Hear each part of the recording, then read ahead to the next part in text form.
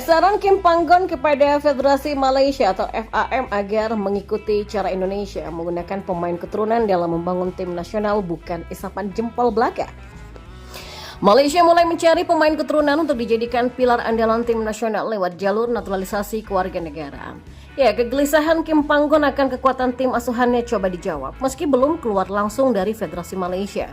Publik negeri jiran lewat media lokalnya sudah mewartakan sederet pemain keturunan yang disebut-sebut akan dikejar federasi. Kim Panggon seperti benar-benar tersihir kekuatan timnas Indonesia dengan para pemain keturunan yang masuk di dalamnya. Usaha lain mungkin kita bisa mengikuti cara pelatih Indonesia yang terbang ke Eropa untuk mencari pemain keturunan atau blasteran. Selepas itu barulah usaha seterusnya dengan strategi untuk bersaing. Bagi saya Indonesia akan menjadi pasukan terbaik tidak lama lagi dengan usaha mereka, kata Kim Panggon.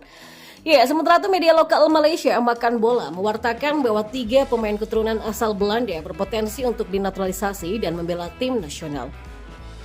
Menariknya, 2 dari ketiga pemain tersebut merupakan pilar andalan salah satu klub besar kompetisi kasta teratas Liga Belanda atau Eredivisie, yakni PSV Eindhoven.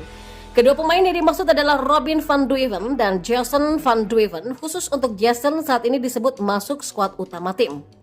3 pemain keturunan itu dinilai punya keturunan asal Malaysia, tepatnya dari Terengganu. 2 sosok yang kerap disebut-sebut sebagai supporter adalah Robin van Duiven dan Jason van Duiven yang saat ini tengah merantau ke Belanda. Kedua pemain ini bermain untuk klub Eredivisie PSV Eindhoven dengan Jason yang saat ini menjadi pemain tim utama di sana. Mereka dikabarkan punya hubungan darah dengan Malaysia lewat pihak ibu, sedangkan nenek kedua pemain ini berasal dari Terengganu, ujar Makan Bola. Satu pemain lain bermain untuk Heracles Almelo dari Eredivisie, yakni Diego van Oorkos yang masih berusia 19 tahun.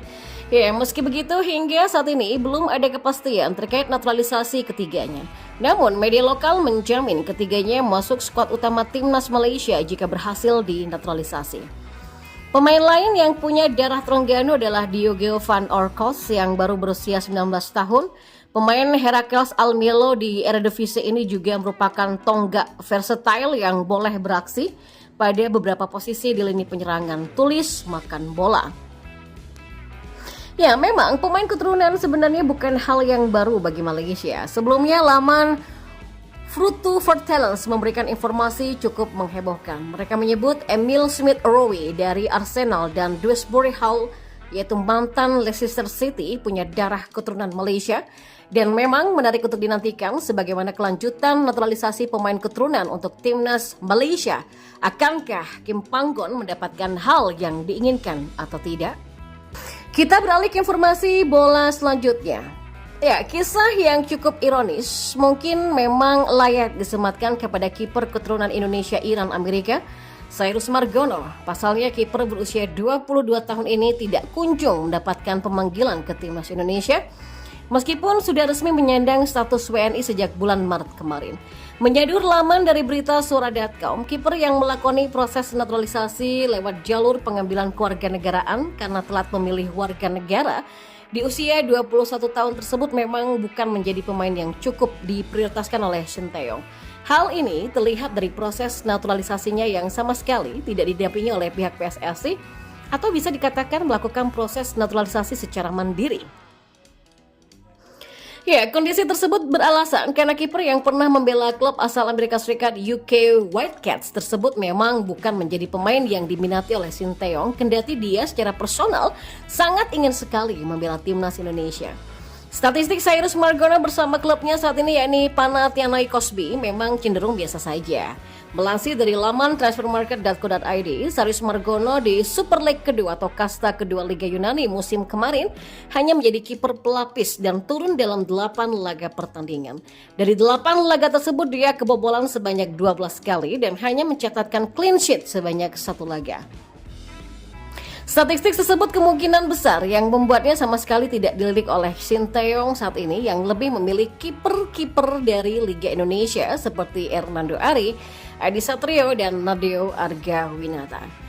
Tapi peluang dipanggilnya Cyrus Margono ke timnas Indonesia sepertinya akan kembali terbuka menjelang ajang AFF Cup 2024 atau yang kini bernama Asian Championship 2024. Hal ini dikarenakan PSSI dan Sinteyong berencana hanya menurunkan tim pelapis atau tim muda di ajang tersebut karena waktu pelaksanaan yang hampir bersamaan dengan kualifikasi Piala Dunia 2026 ronde ketiga di bulan November ini. Ya, kondisi inilah yang mungkin bisa menjadi pertimbangan memanggil Cyrus Margono untuk merasakan atmosfer kepelatihan di Timnas Indonesia. Belum lagi ajang AFF Cup 2024 juga memang ingin menjadikan ajang tersebut sebagai sarana penambahan jam terbang pemain pelapis guna menjaga kedalaman tim nasional di masa mendatang. Ya, ajang AFF Cup 2024 sendiri akan digelar pada bulan November sampai Desember 2024 mendatang. Jadi, apakah menurut Anda Cyrus Margono akan dipanggil di ajang AFF Cup 2024 nanti? Dan di informasi yang terakhir, publik sepak bola Vietnam masih belum bisa move on dari penyebabnya Philippe Rosier dipecat. Timnas Indonesia bahkan dianggap sebagai biang keroknya. Ya, kebencian publik Vietnam terhadap Timnas Indonesia kembali mencuat seiring kemenangan Timnas Inggris atas Belanda di semifinal Euro 2024. Secara khusus bukan hasil pertandingan yang jadi persoalan, tapi opini publik negeri Ratu Elizabeth terhadap sosok Gareth Southgate. Southgate berhasil membawa Inggris kembali ke final Euro 2024 setelah sebelumnya menjadi target utama kritik negatif fan tiga singa tersebut. Kritik tajam terhadap Southgate muncul setelah Inggris gagal meraih kemenangan di final Euro edisi sebelumnya saat melawan Italia. Bermain di kandang sendiri di hadapan para supporter sebagai tuan rumah, Inggris justru kalah dalam adu penalti dengan skor 2-3 setelah imbang dengan skor 1-1. Akan tetapi, Southgate dianggap berhasil membungkam publik Inggris yang mencelanya dengan membawa skuad tiga singa kembali ke final Euro. Ya, kisah Southgate ini dibandingkan oleh publik Vietnam dengan perjalanan Philippe Rosier ketika menukangi Golden Star Warriors. Rosier yang banyak dikritik dan dihujat fan Vietnam karena hasil yang buruk memutuskan untuk pergi sebelum berhasil membuktikan sebaliknya. Sebanyak 80% masyarakat Vietnam menantikan hasil besok agar VFF memecat saya. Banyak orang menantikan hari yang dimana saya digantikan. Banyak orang di sini juga sama ya, menunjuk wartawan di ruang konferensi pers. Beberapa ada yang mengatakan pendekatan saya terhadap tim Vietnam tidak tepat, bahkan ada yang mengatakan saya menyabotase sepak bola Vietnam, kata Philippe Rosier kala itu. Menariknya, Timnas Indonesia juga ikut terseret dalam drama ini. Media lokal sempat bahkan tak segan melimpahkan kesalahan pada skuad Garuda. Soha.vn menyebut jika Vietnam asuhan Rosier tidak menelan kekalahan dari Indonesia di leg kedua kualifikasi Piala Dunia 2026, maka ceritanya akan berbeda. Kekalahan dari Timnas Indonesia ini ditambah dengan serangan publik Vietnam membuat Rosier memilih untuk menyerah dari pekerjaannya. Segalanya bisa berbeda jika tim Vietnam tidak kalah di kedua pertandingannya dari Indonesia pada bulan Maret. Hal itulah yang sebenarnya membuat peluang untuk melanjutkan ke kualifikasi Piala Dunia 2026 hampir sirna, tulis Soha.vn. Pelatih Rosier memahami betul bahwa opini publik tidak menyukainya, tapi jika tanggapannya adalah sebuah pencapaian toh. Dan bukan hanya pernyataan kontroversial dengan penggemar, situasinya juga mungkin akan berbalik, kata Soha.vn. Ya, media dan publik Vietnam seharusnya bisa belajar dari pengalaman bahwa mereka sendiri yang menempatkan Rosier dalam posisi sulit. Kejadian yang seharusnya tidak perlu dialami lagi oleh pelatih baru Vietnam. The Golden Star kini sudah punya Kim Sang-sik, seorang kompatriot Park Hang-seo yang dipilih sebagai suksesor Philippe Rosier dan juga sebagai mantan pelatih klub kondang Liga Korea yang bernama Jeonbuk Hyundai Motors.